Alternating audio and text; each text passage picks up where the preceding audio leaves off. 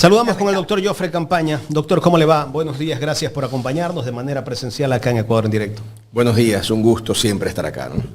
Doctor, ¿cómo ve el panorama después de las elecciones? Ya han pasado más de 15 días. ¿Qué le espera al país? Bueno, voy a hacerme eco del editorial del Diario Expreso, si no me equivoco, del día domingo. El Diario Expreso, de una manera creo que muy sesuda, señala, bueno, cuál es el plan. En otras palabras, bueno, ya pasó la euforia electoral, ¿dónde vamos? ¿Dónde vamos? Y en ese escenario creo que se ha puesto en el tapete un tema de discusión que me parece sumamente importante. Es el de la reforma constitucional vía una asamblea constituyente. Creo que es el tema. Y creo que es el tema y que tiene una enorme trascendencia por varias razones, ¿no? Primero, porque es un tema que va a tener al país ocupado en necesitamos el cambio constitucional para poder demostrar lo que podemos hacer. Es decir, creo que se convierte en la gran justificación. Porque claro, había antes una justificación. No podemos avanzar por el correísmo, ¿verdad? Bueno, ya ganaron las elecciones, bien o mal, las ganaron. El siguiente discurso es, ya no pueden echarle la culpa al correísmo. Entonces tiene que haber un culpable. ¿Y quién es ese culpable? La Constitución. Entonces ya no es el correísmo, ahora es la no podemos avanzar socialista por la Constitución a la carta, a la medida de Correa garantista. Entonces tenemos los márgenes de inseguridad porque la Constitución. Entonces, claro, como ya hay un nuevo enemigo, echan toda la fuerza a cómo hacemos para combatir ese enemigo. Y allí es donde yo creo que el país va a enfrentarse a situaciones muy peligrosas. Muy peligrosas. ¿Por qué? Anoche hubo una entrevista con el ministro de Gobierno que dio ya los lineamientos generales. ¿A dónde van en definitiva? ¿A dónde van? Van a una asamblea constituyente que van a buscar que sea de plenos poderes. Y lo más grave es que van a intentar que sea el poder ya constituido, entiéndase, esta Asamblea Nacional, la que designe a los miembros que van a diseñar la nueva Constitución. Entonces ya empezaron a salir reportajes. La Constitución del 78 fue un grupo de notables que la redactó en definitiva. Y luego, en otro proceso electoral, me parece que fue el que nos llevó a la Constitución del 98, en que la consulta fue, ¿está usted de acuerdo en que los asambleístas, representantes, sean elegidos por votación popular o que sean designados por sectores de la sociedad? Es decir, ya empiezan a decir esto. Notables. Y hoy día cuando ya escuchamos abiertamente, van a entrar al tapete, vamos a discutir, analizar, pero la línea de trabajo es esa. ¿Qué es lo que buscan? Que la asamblea que dominan sea la que nombre los asambleístas para que haga una constitución a la medida. Y luego, claro, como tienen que darle a esto un talante democrático, el siguiente paso será, esto se aprueba por el pueblo y el pueblo votará y dirán, el pueblo nos ha dado una nueva constitución. Y yo creo, y es importante analizar esto. Porque, o sea, ¿no habrá elección para constituyentes? De lo que apuntan, no. A designar simplemente los notables. O sea, ¿la a dedo. asamblea designa a los notables? Eso están buscando, y esa es la hoja de ruta. Por eso es que necesitan... ¿Y eso es mayoría?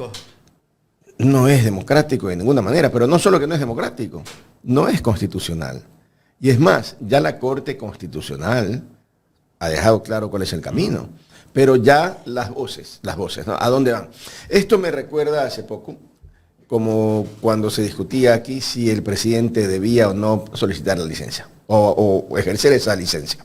Entonces, claro, la Constitución era, y la ley, clarísima, ¿no? Quien va a una reelección, entonces tiene que hacer uso de licencia. No, entonces ya se dieron la forma... la vuelta de decir, no, es que no es reelección. Oiga, espérese, ¿cómo que no es reelección? No, es que la Corte Constitucional ha dicho que como no se computa para el plazo del nuevo periodo, no es reelección. ¿Y qué pasó al final con el país? Que lo que lanzaron como un globo de ensayo, con el eco necesario en medios de comunicación, ciertos políticos, El país vivió, no hubo esa licencia y hubo pues ese proceso electoral con cancha inclinada. Así es. Hoy día a mí me preocupa que van exactamente a lo mismo. Y en esto déjeme decirle algo por coherencia, ¿no? Yo fui uno de los más duros críticos del proceso constituyente que terminó con la Constitución del 2008. Inclusive fui muy duro crítico cuando esa asamblea se declaró de plenos poderes. Fui muy duro crítico. Y fui muy duro crítico además porque entendía que era una constitución a la carta del entonces presidente Rafael Correa. Y yo lo critiqué.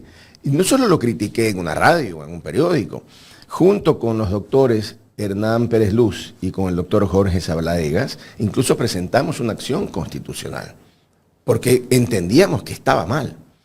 Digo esto es porque con la autoridad que me da el haber mantenido una línea coherente en aquella época, creo que hoy el mayor riesgo que tiene el Ecuador es pensar en una constitución a la carta o un traje a la medida del presidente de la República.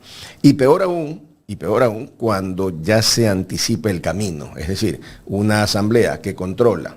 Los escuché hace poco y me parece gravísimo lo que ustedes han dicho, en el sentido de referir que hay asambleístas que se estarían comprando con dinero. Es decir, no me sorprende porque ese es el Ecuador, pero evidentemente no dejo de alertarme o decir hasta cuándo estas prácticas, ¿no? Entonces, si ya se está planteando que sea la asamblea actual la que nombra a los representantes, vamos a tener en los próximos años una dictadura disfrazada de democracia. ¿Por qué? Porque cuando se dicta una constitución a la medida del gobernante, es para que acapare todos los poderes. ¿Y cuál es el temor del gobierno de no ir a elección de los constituyentes? ¿Cuál es el temor? ¿Tal vez de no ganar la constituyente? Claro, el temor es no controlarla. Imagínese usted que con el proceso 6 meses, 8 meses, 9 meses, y salen candidatos diversos, no solamente... El pueblo se va a decantar de mucho, ¿no? Es posible. Entonces, no solamente, y esto hay que entender, ¿no? El país no es solamente hoy correísmo y ADN.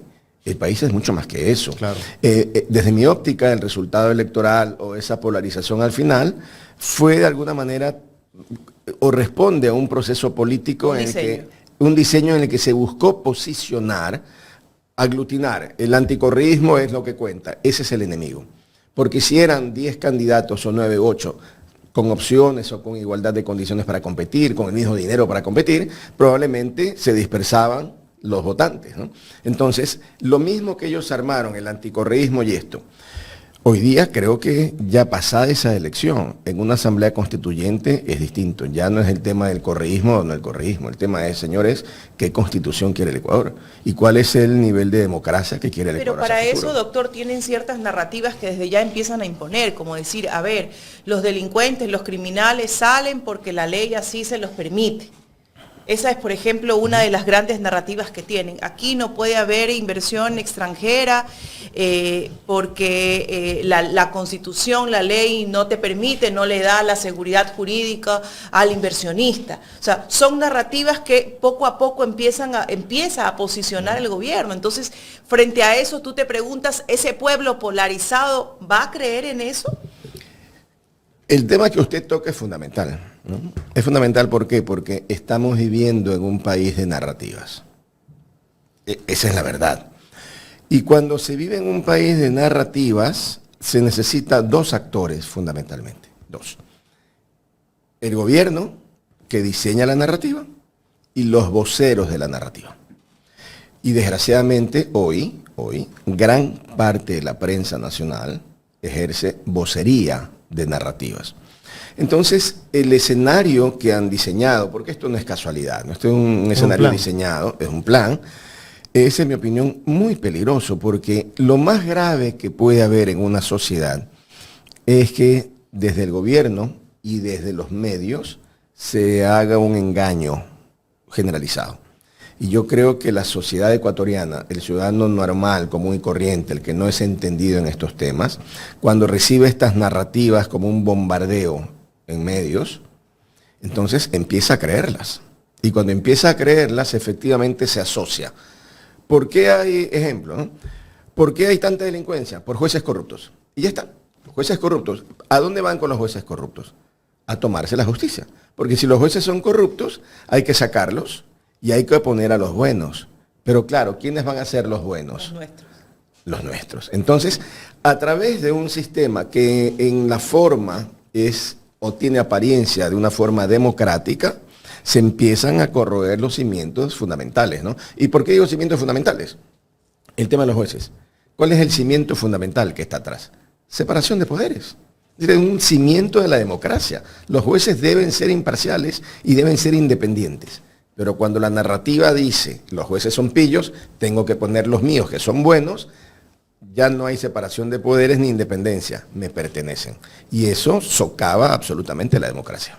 Eso sin duda alguna será lo que aplique.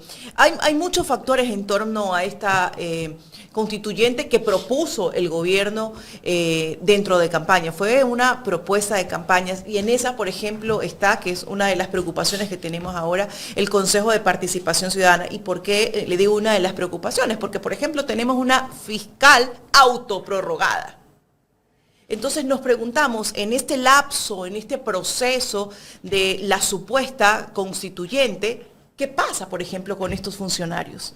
Bueno, me parece que hay un tema claro. Asimismo, han posicionado una narrativa.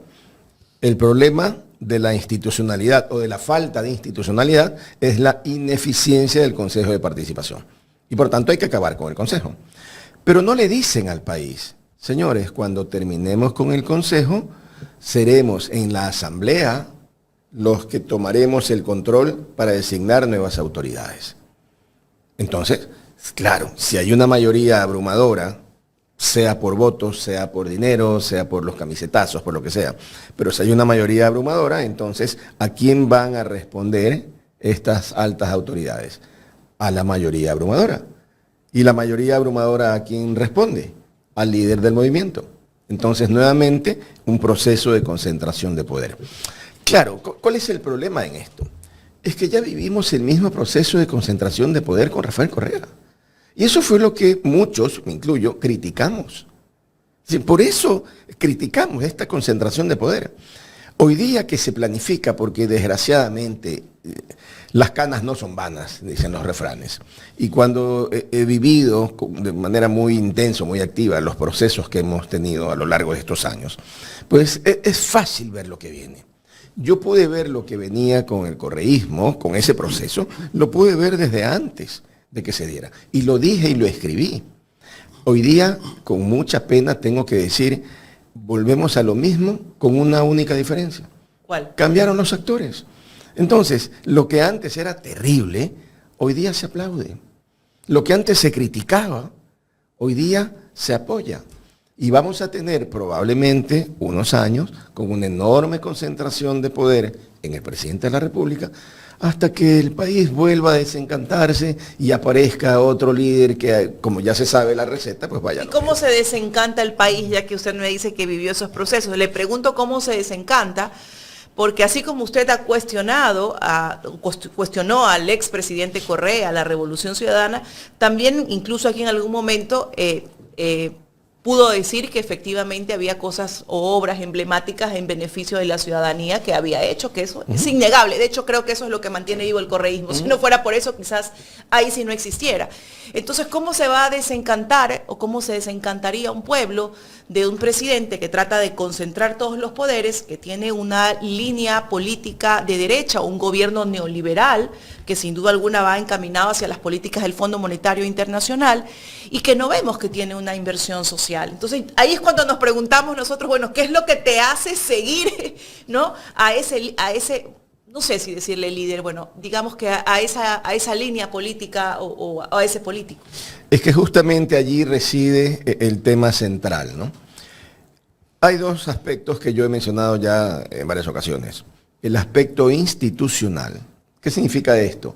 que tengamos jueces imparciales, separación de poderes, una Contraloría que efectivamente controle los recursos públicos, una fiscalía que pueda atacar delitos, no personas, etcétera. Esas son instituciones. Y que cuando existen conflictos se respeten las decisiones. Y en ese sentido, los más grandes conflictos a nivel constitucional vienen de la Corte Constitucional. Entonces, la institucionalidad significa, si la Corte dice tal cosa, pues vamos a aceptar y cumplir lo que la Corte dice. Esa es institucionalidad. Al ciudadano normal, común y corriente, del día a día, ¿le interesa la institucionalidad? No. ¿Por qué? Porque es un tema complejo que tiene además o da lugar a muchos debates. Ejemplo, el mecanismo para elegir al fiscal, ¿cuál debe ser? Hay 10 visiones y nos dicen, es que en Estados Unidos es así, es que en Argentina de esta forma, en que Europa tal. Y eso al ciudadano común lo confunde porque no tiene el conocimiento técnico para hacerlo. Pero hay un segundo frente fundamental, que es el frente social. El frente social. ¿Por qué el correísmo perduró en estos años? Porque la gente podía intentar una beca, solicitarla y ganarla, y recibirla e irse a estudiar, porque había la beca. Porque las escuelas mejoraron, eso es indudable. Es decir, quien no quiera ver las escuelas, el desarrollo que tuvieron, está ciego. Que los hospitales, los más importantes hospitales hoy públicos del país, se desarrollaron durante el correísmo.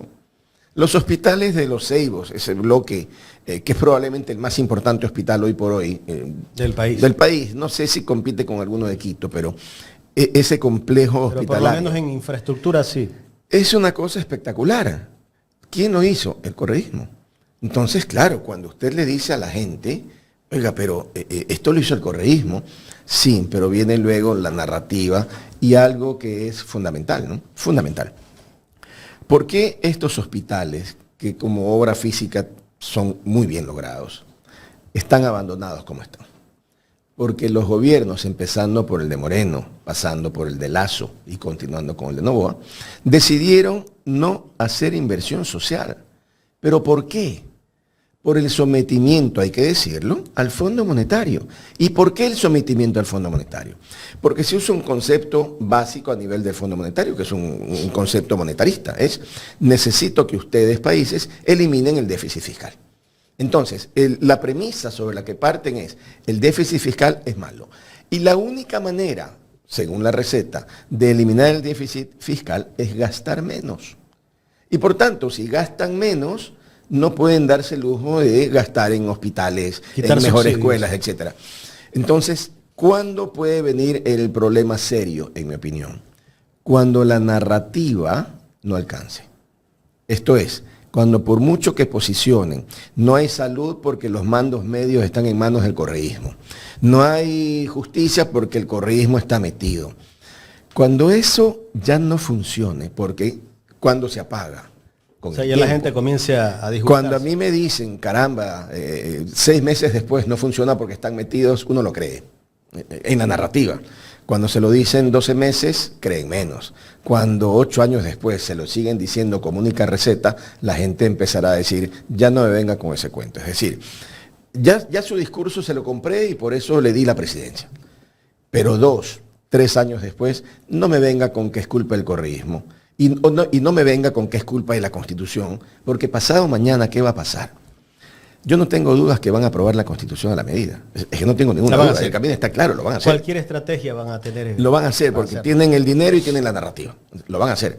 Entonces, claro, cuando mañana tengan la Constitución y pasen unos meses, 1, 2 años, y la gente siga yendo a los hospitales públicos y vean la crisis, cuando la gente sienta que tenemos un nivel de criminalidad de los más altos del mundo y que no pasa nada, cuando la gente sienta que los niños en la escuela siguen con el fracaso normal y que nos sigue situando en niveles lamentables de bajos niveles de educación, cuando tengamos la desnutrición como temas centrales, entonces, caramba, creo que vendrá un nuevo desencanto y volveremos al país que decía pues Juan Bautista Vico, ¿no? El corsi y recorsi, lo mismo. Solo que claro, en ese lo mismo y lo mismo, yo percibo que estamos desde el año 79 con Roldós, ¿no? Es decir, las ilusiones, los sueños, las esperanzas, y siempre, no, es que es la Constitución.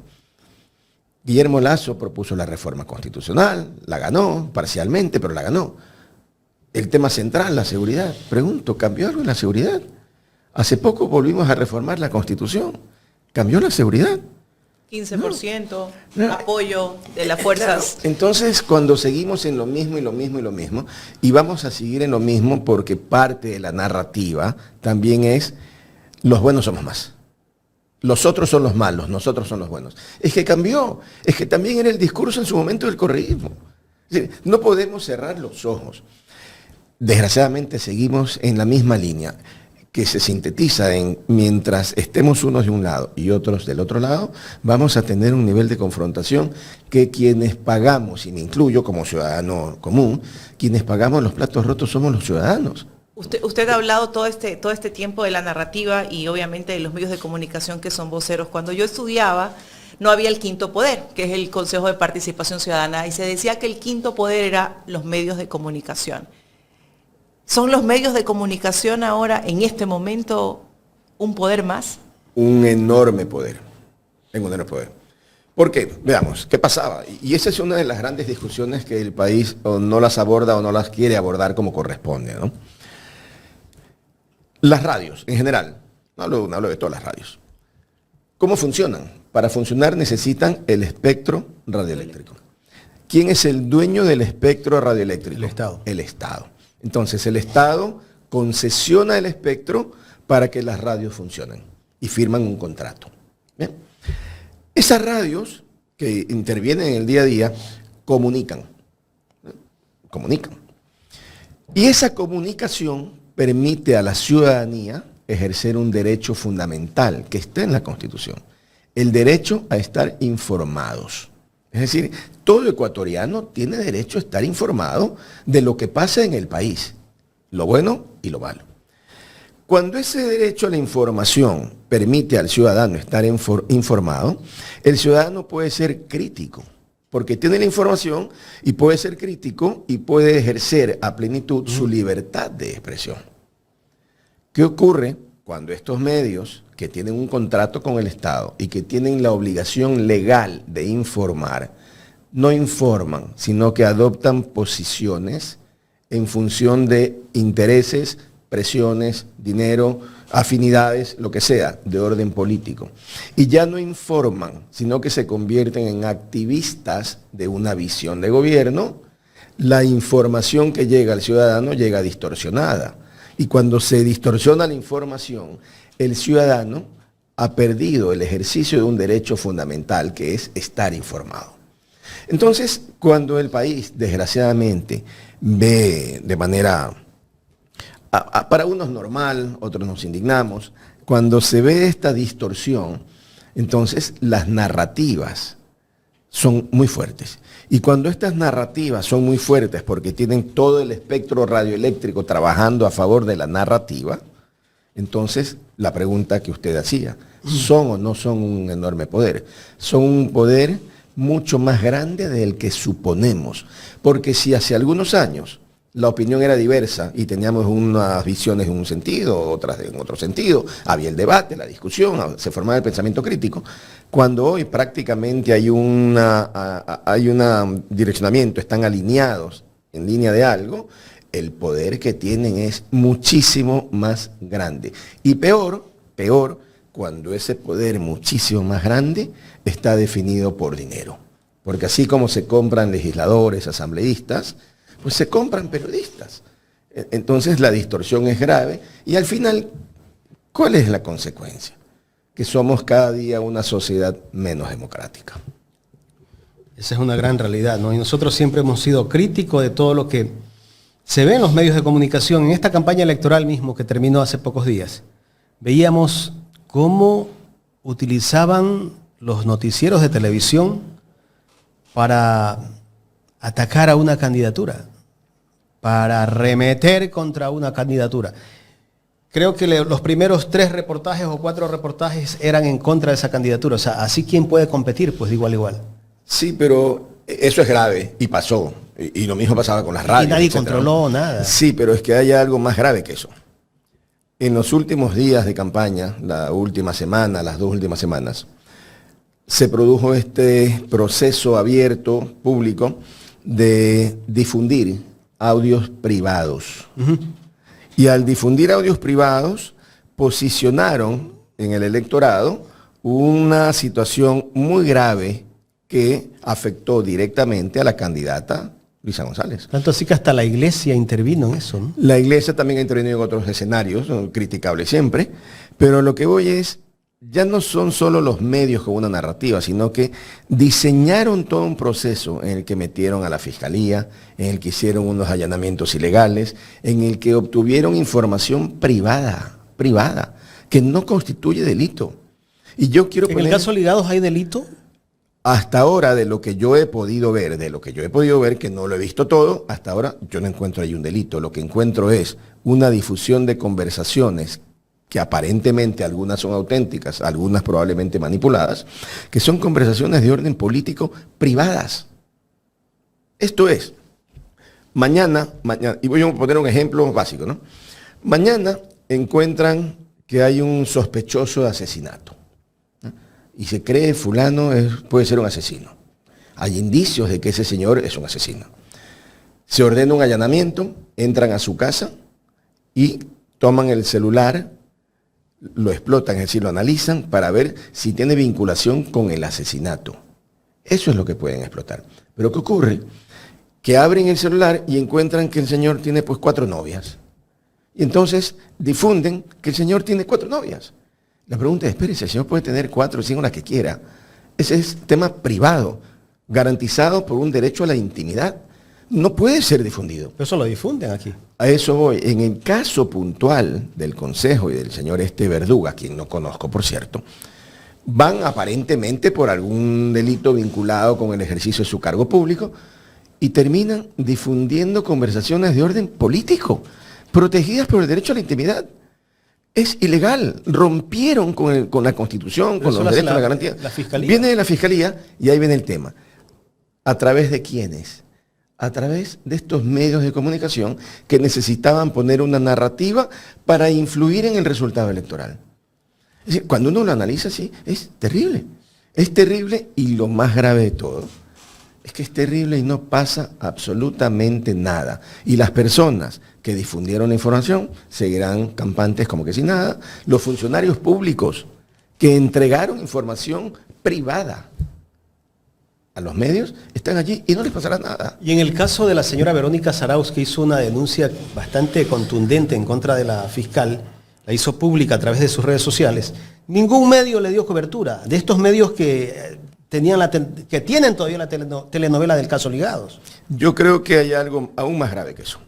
Efectivamente, los medios dejaron como un tema allí, secundario.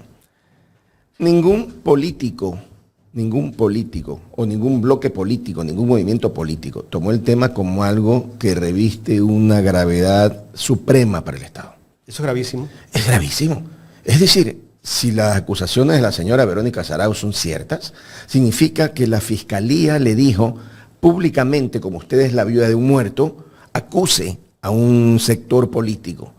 Esto es pues terrible. Esto en otro país habría causado una conmoción social gravísima. Pero doctor, que una fiscal te diga, déjeme ver el mensaje antes de publicarlo en su cuenta personal de X. O sea, para probárselo o no. Y es ahí donde nosotros debemos de hacer conciencia y decir, bueno, ¿frente a qué estamos, pueblo ecuatoriano? O sea, ¿qué justicia? La persona que lidera la Fiscalía General del Estado es quién realmente. Lo que pasa es que volvemos a la narrativa, ¿no? Y voy a citar un ejemplo que yo estoy seguro que si se lo planteamos a cualquier ecuatoriano, va a decir, está bien. Hay un derecho fundamental, el derecho a la inviolabilidad del domicilio. Estamos claros en que nadie puede entrar a nuestro domicilio sin una orden escrita de autoridad competente. Eso está claro, no en discusión. Muy bien. Pensemos que le dicen a un policía, cualquiera, mira, en la casa de la esquina tienen droga.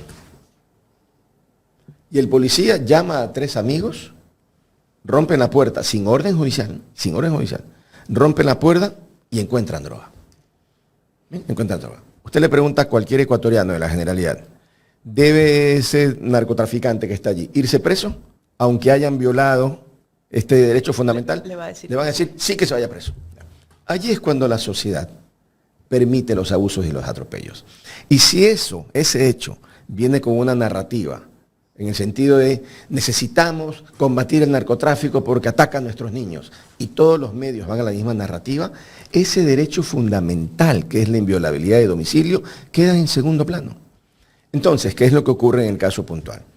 Cuando desde la Fiscalía se cometen estas violaciones legales, arbitrariedades, pero la narrativa las aplaude, la sociedad las aplaude, nadie se indigna y nadie entra a cuestionar lo que yo ahora estoy cuestionando, la legalidad de lo actuado.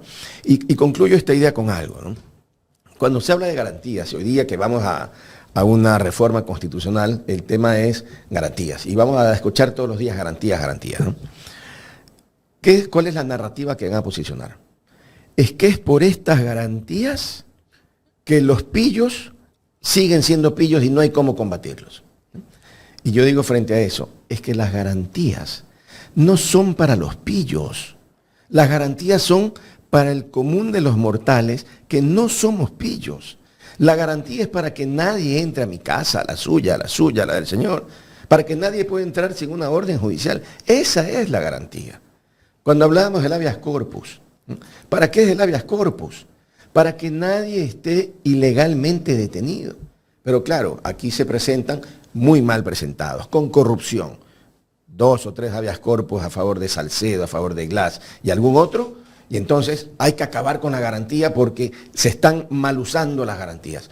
Oiga, no. Ese es un derecho que tiene esa persona. Si esa persona cometió un delito o no al plantear la garantía o la planteó mal, sanciónenlo. Pero no toquen las garantías que nos protegen a nosotros, al resto, que somos la mayoría de ecuatorianos. Pero claro, esa narrativa, la que yo acabo de hacer aquí, o es más que narrativa, no narrativa, esta afirmación o esta apreciación, es muy difícil de sostener. Es decir, ¿cómo sostengo yo en una radio que está en juego nuestra inviolabilidad del domicilio y que no pueden entrar a capturar drogas sin una orden judicial? ¿Cómo la sostengo cuando todos los medios de la narrativa dicen, bravo, maravilloso, esto hay que hacerlo muy bien, aplausos a quien lo hizo? Al final, así es como se descomponen las sociedades. Y las sociedades se manejan o siguen siendo democráticas en el lenguaje, en los títulos, pero no en su esencia. Doctor, y es parte del problema del Ecuador. Con su análisis nos da a entender usted que los medios son culpables de todo el desastre de este país. Hay muchos culpables del desastre en este país. Los medios son parte, sí. Muchos culpables, ¿no? Los abogados que corrompen jueces son parte del desastre.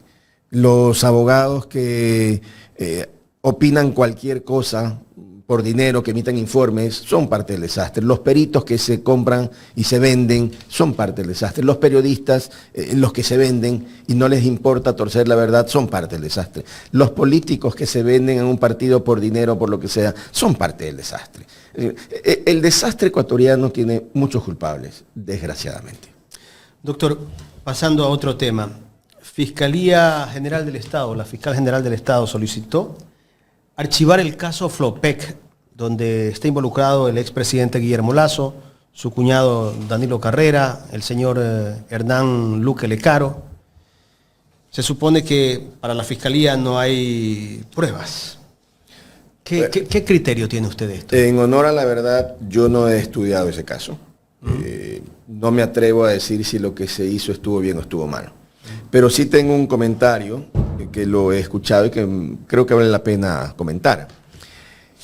Cuando se llevó al proceso, en definitiva, de muerte cruzada, como una consecuencia de una decisión política de Guillermo Lasso, tomó esa decisión porque la Asamblea iba a destituirlo. Aparentemente tenían los votos. Y para esa destitución que planteaba la Asamblea, previamente hubo un dictamen de la Corte Constitucional. Y la Corte Constitucional lo que dijo es, de los hechos relatados, hay cierta verosimilitud, es decir, hay ciertos temas que parecen ciertos que pueden dar lugar a ese juicio político. Y una cosa importante, tanto dio lugar al juicio político que vino la muerte cruzada. Sí. Pero, asimismo, constitucionalmente, el tema penal tiene su propio camino. Es decir, una cosa es una afirmación de un delito que puede hacer la calificación, la asamblea desde el punto de vista político, y otra es la calificación jurídica del delito como tal. En este momento, la Fiscalía, con los jueces a cargo, en ejercicio de sus funciones, han determinado que los hechos relatados no constituyen delito. Yo no me atrevo a decir si lo hicieron bien o lo hicieron mal, porque, insisto, no he visto los detalles del caso, más allá de lo que he leído, especialmente en el dictamen de la Corte Constitucional. Pero me parece que el país será un país mejor cuando las grandes decisiones de los grandes actores, por llamarlo de una manera, jurídicos, entiéndase, Fiscalía, jueces de Corte Nacional, sean respetadas y tengan autoridad. ¿Qué significa esto? Que si la Corte Constitucional, y cito hoy, la nuestra, la actual, dicta una resolución determinada, hay un criterio bastante uniforme a nivel de los abogados, en que entendemos que, con aciertos o no, responden a lo que saben.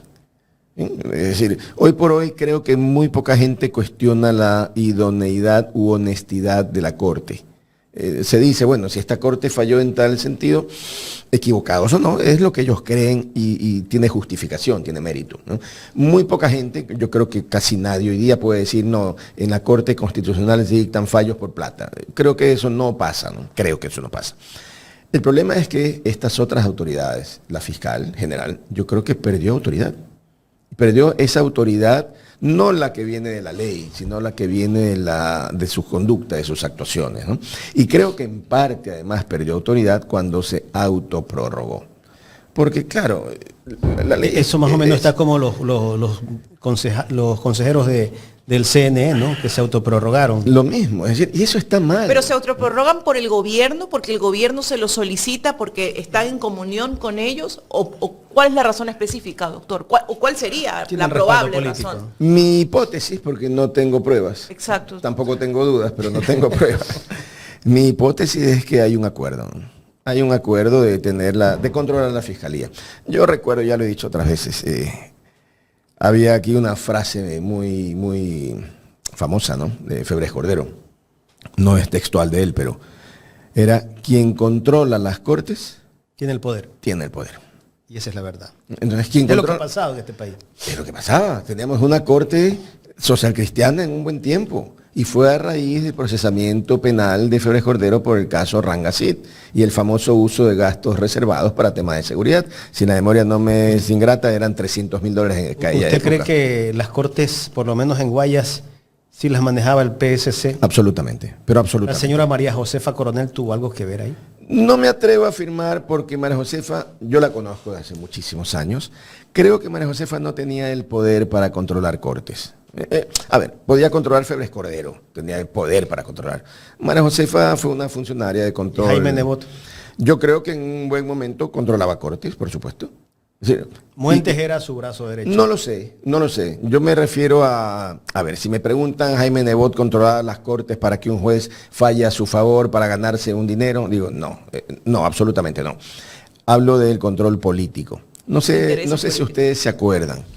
Hubo una ocasión en la que se presentó una acción de protección en contra del municipio.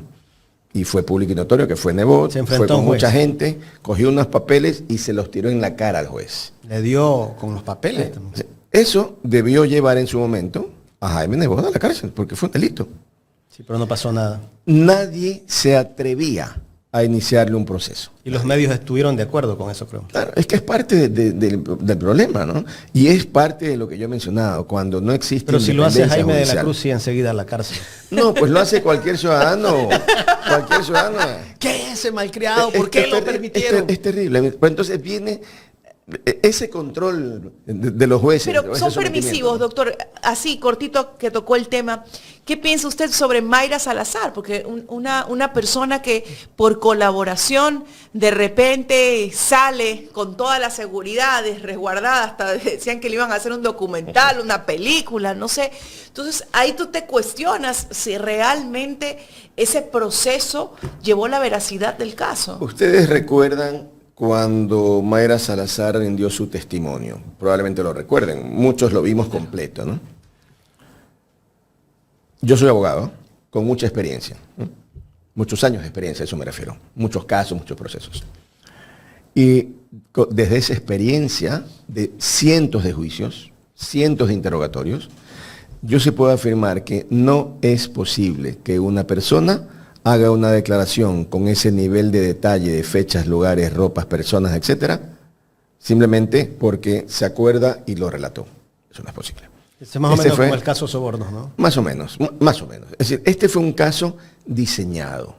Ahora, si me preguntan quién lo diseñó, quién lo estructuró, quién le dio el guión, bueno, ya eso es un tema que en algún momento ojalá en este país se investigue, ¿no? Pero es eso. A ver, digo delincuente porque fue confesa y lo aceptó, ¿no? Delincuentes confesos en este país. Y de repente salieron muy rápido, no pagan ninguna indemnización a nadie. Casi como una heroína la sacaron. Y si se reforma la ley, no les extrañe que pueda ser candidata asambleísta en algún momento. Sí. Ese es, desgraciadamente, el Ecuador, ¿no? Es impresionante. Doctor, impresionante. Ya en la recta final, primer trimestre de este 2025, el mes más violento del país. El gobierno en la campaña electoral nos vendía de que tenemos un nuevo país y que no había que arriesgar lo ganado, porque este era un nuevo Ecuador. ¿En realidad estamos mejorando en temas de seguridad aquí en el Ecuador? No, y lo digo por los números, ¿no? Lo digo por los números, es decir, el mes es efectivamente más violento. Ahora, hay una realidad que también hay que entenderla. La violencia ha desbordado al gobierno. Y la violencia ha desbordado a los ciudadanos. Si ustedes me preguntan, ¿existe una receta mágica para terminar con la violencia rápidamente? Yo pienso que no. Pienso que no. Va a tomar tiempo. Pero para empezar, tiene que haber un diseño de cómo vamos a combatir esto. Claro. Y el diseño del cómo no significa si vamos a traer un mercenario del exterior, si vamos a que nos dé cursitos a la policía, ¿no? Implica un análisis real. Veamos, ¿sabemos cuántas bandas existen? ¿Sabemos cuántos miembros están? ¿Sabemos quién las controla? ¿Sabemos quién las financia? ¿Sabemos cómo manejan el dinero? Sí, tenemos la inteligencia como país para no saber se sabe exactamente en qué bancos eso. lavan la plata esas bandas. Es que yo creo que al final del día, la máxima información global que tenemos es la que nos dan por ahí reportajes de La Posta o de algún otro medio que dicen, mira, aquí está, hay tantas bandas, tienen reclutados 60.000 personas, hay por allí un reportaje de algo. La pregunta es, ¿sabemos realmente cuán grande es el problema del narcotráfico en el Ecuador? ¿Lo sabemos? ¿Sabemos efectivamente cuánto dinero lavan y dónde lavan? ¿Sabemos realmente cómo se lava? ¿Cuál es el rol de la UAFE en este escenario?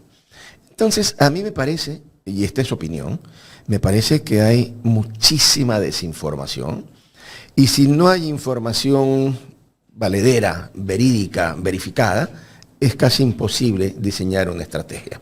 Y luego, si esa estrategia no involucra, pero de manera profunda, lo social, no hay solución posible. ¿Por qué?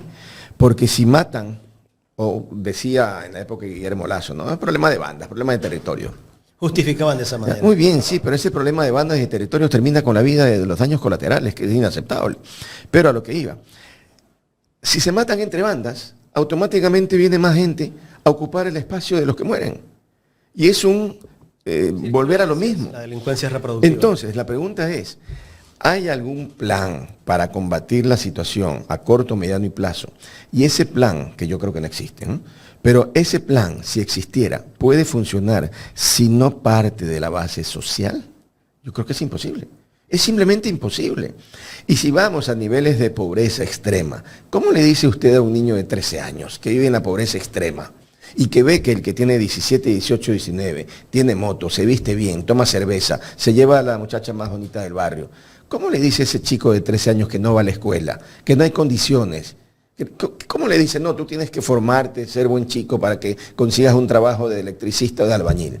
Difícil. Es difícil. Entonces, si no hay un consenso nacional, consenso sobre lo que tenemos que hacer para erradicar la pobreza, vamos a seguir. Del Estado tiene que ser una presencia fuerte, potente. Está raquítica en este momento. Es que ese es el problema que les comentaba antes, cuando la receta es déficit fiscal cero.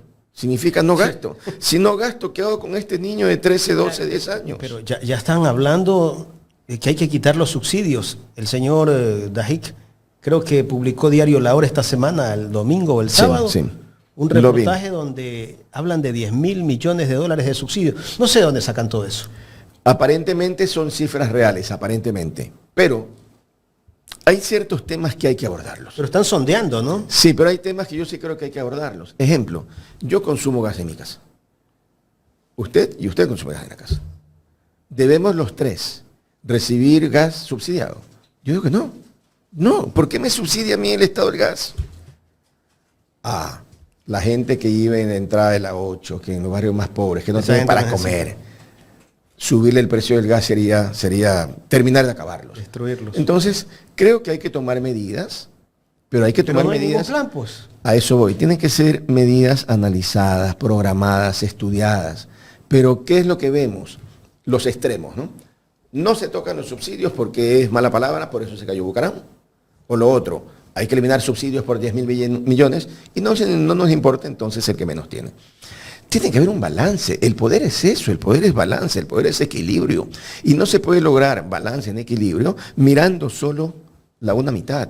El país somos todos. Así es. Incluyendo Tienes que a gobernar todos, incluyendo toda tendencia política, incluyendo toda nacionalidad, todo territorio, todo. Pero ¿cómo podemos pensar de que este gobierno va a hacer lo que usted está diciendo en este momento? Cuando vemos que se dedica a hacer mensajes de TikTok con bronca, como para descalificar a los opositores. Eso no nos lleva a ningún Yo lado. puedo anticiparle lo que le mencioné hace poco. Yo lo que veo es que van a una constitución a la medida. Piensa mal y acertarás. Yo creo que van a una constitución a la medida para poder quedarse. No hablo del presidente, hablo un grupo, una tendencia, para quedarse con los grandes bienes del Estado. Es decir, creo que el interés no es eliminar la desnutrición en los niños de 3 años ni 2. Creo que el interés es cómo hacemos más plata manejando el sector eléctrico. Posesionar Campos H, ¿Para manejar quiénes? Grupos económicos que están cerca del poder, está- ¿no? y que están cerca de este presidente y de todos los presidentes, porque Estaría el gobierno, también el presidente. sí, probablemente, digamos, son grupos económicos, son sectores a los que se deben, ¿no? Doctor, no quiero irme ya en la recta final sin que me conteste esta pregunta. Se dio nuevamente la reconstrucción del caso de los niños de las Malvinas. Muy doloroso porque miembros que participaron pues, en esta reconstrucción declararon que efectivamente los niños fueron golpeados, lanzados al suelo, bueno, cosas horribles. El gobierno ya debería dar la cara y decir que sí, estuvieron frente a un crimen de Estado. ¿Cuál es su visión sobre esto, no? Al final, yo decía, la luz siempre sale, la verdad siempre sale a la luz. Yo cuando vi esto, efectivamente ayer o antes de ayer Sí, que salió, testimonio de uno de los militares, dos.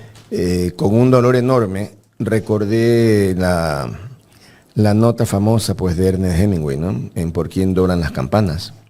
Nadie es una isla completo en sí mismo. Cuando muere un hombre o cuando muere o alguien se afecta, nos afecta porque somos parte del mismo universo, ¿no? Es un dolor enorme, es decir, la sola posibilidad de imaginar, porque lo imaginé, ¿no? Más allá de haber visto los videos iniciales, cuando refieren que los tiraron de cabeza, les partieron la cabeza, los pateaban para Dispararon.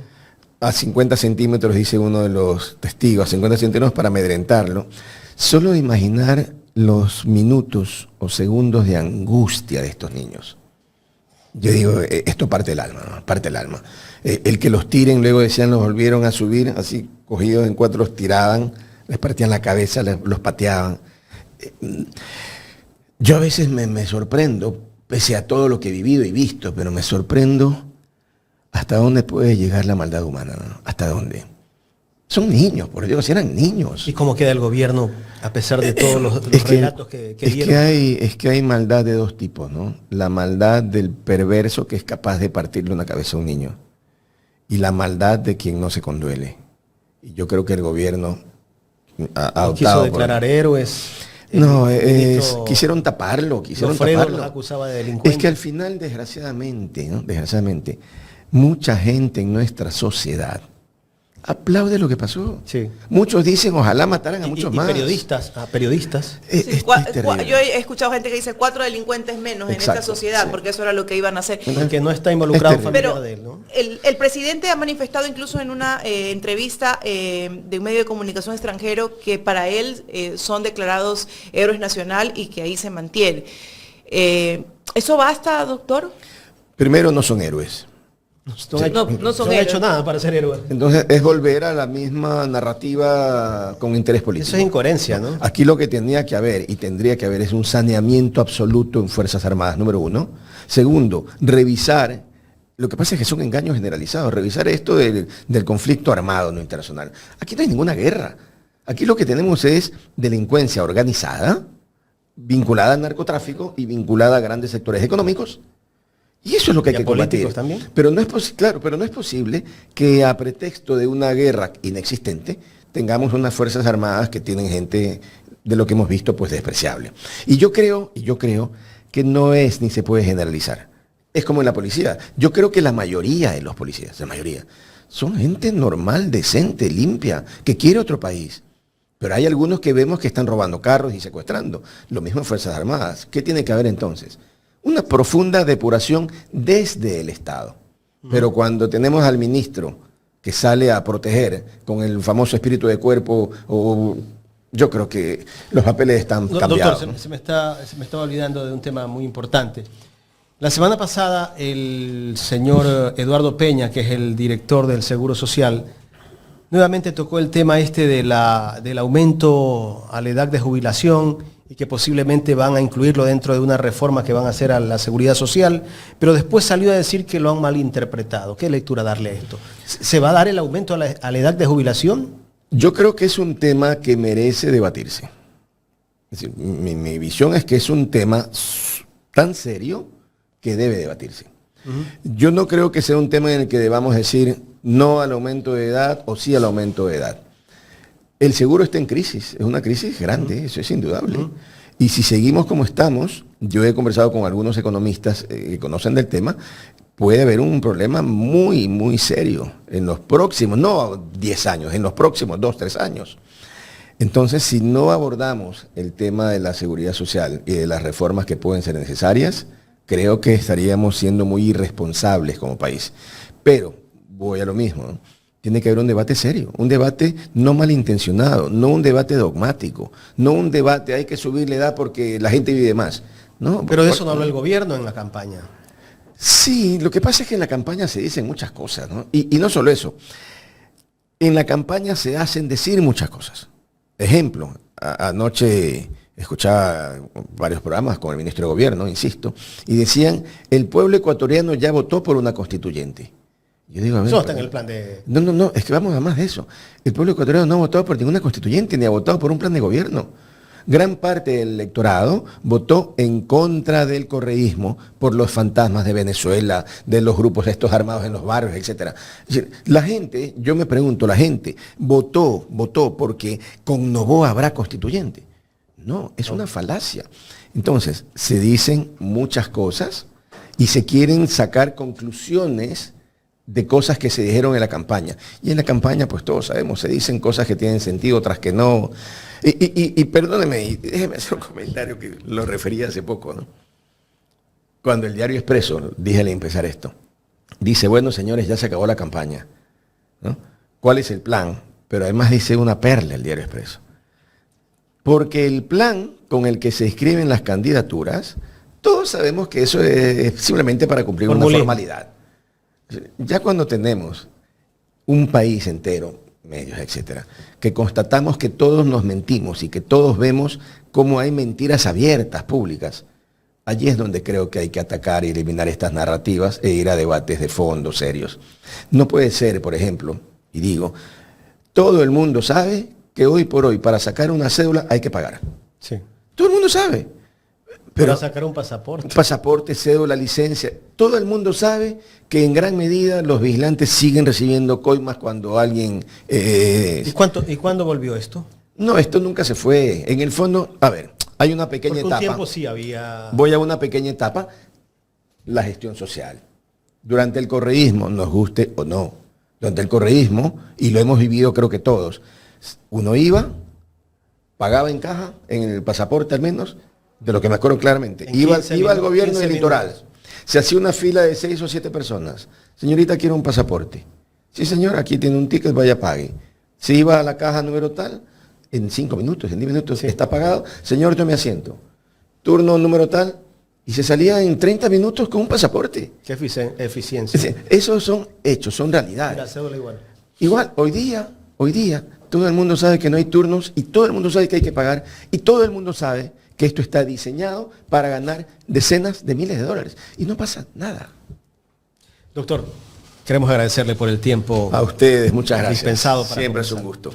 Gracias al doctor Jofre Campaña, jurista y analista político. Carlita. Hemos conversado de todo un poco y bueno, pues a ponerle atención, Ecuador, atención a lo que se viene, atención a las líneas del gobierno y sobre todo, tenemos que aprender a discernir las narrativas, la verdad de la mentira, que es importante. Hay que buscarla hasta debajo de las piedras, como digo ahora, porque está tan oculta que definitivamente ya no sabemos dónde es.